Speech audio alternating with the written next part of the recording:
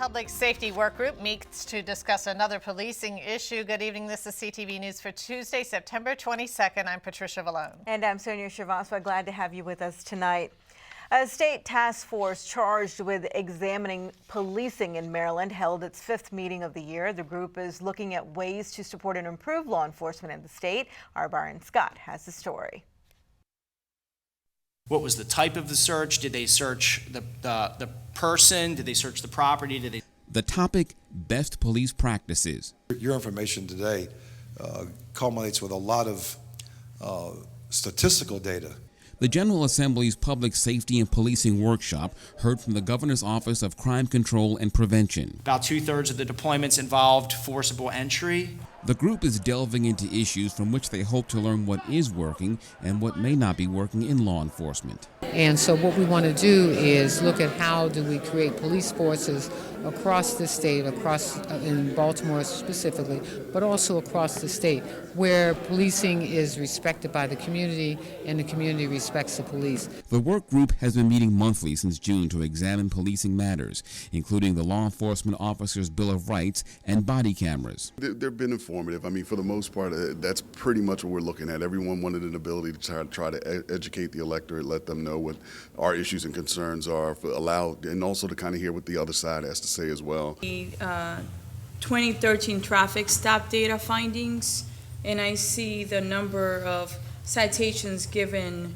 and the numbers of arrests. They're higher among people of color. Some of the information gleaned from the sessions will likely make its way to the General Assembly. Look, the police officers are our servants in a democratic society, and nobody should be afraid of the police. People should be able to see the police as a community resource. There are 2 meetings left for the work group, one set for next month where they'll talk about community policing, and at the last meeting in November they expect to issue their recommendations and decisions.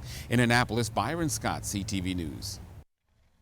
The next meeting is scheduled for a month from today. Pope Francis walks on American soil for the first time today. The 78-year-old pontiff arrived this afternoon around 4 at Joint Base Andrews, and this will be the Pope's first stop during his visit to the U.S. before traveling to New York and Philadelphia. Tomorrow, he'll meet with President Barack Obama and conduct midday prayers with bishops at St. Matthew's Cathedral in Washington, D.C. Well, many people have traveled far and wide to see Pope Francis. Today, more than 150 women have made a pilgrimage from Yorktown, Pennsylvania to D.C. for the papal visit. Tacoma Park Police escorted the Voyagers through New Hampshire Avenue and University Boulevard, while Casa de Maryland staffers cheered them on. One woman says she had a calling from God to take the journey. I feel like it's been a calling whenever this messaging was something that really spoke to me in my heart, and I just knew that I had to be part of it as part of healing for myself and also for other immigrant communities that are going through the same thing. It's been really hard. I've been walking for the past 7 days. We started in York, Pennsylvania with 100 women walking 100 miles. Yesterday we reached 88. Today we're hoping to complete our last 12, and that will make our 100 miles. And the group will end their travels at the Basilica in Washington. Well, thousands of people will greet the Pope with open arms, but one elderly man plans to protest almost every day for more than 17 years. 72-year-old John Wajanowski has stood outside the Vatican's embassy with a sign that criticizes the Catholic Church for its handling of a sex abuse scandal. Wajanowski says he was 15 when he was abused by a middle-aged priest in Milan, Italy. Although that priest has long been deceased, he still wants monetary restitution from the church. Stand here for 17 years. Standing? Yes, sir. Have you heard about Catholic priests sexually abusing children? Are you Catholic? You bet I haven't.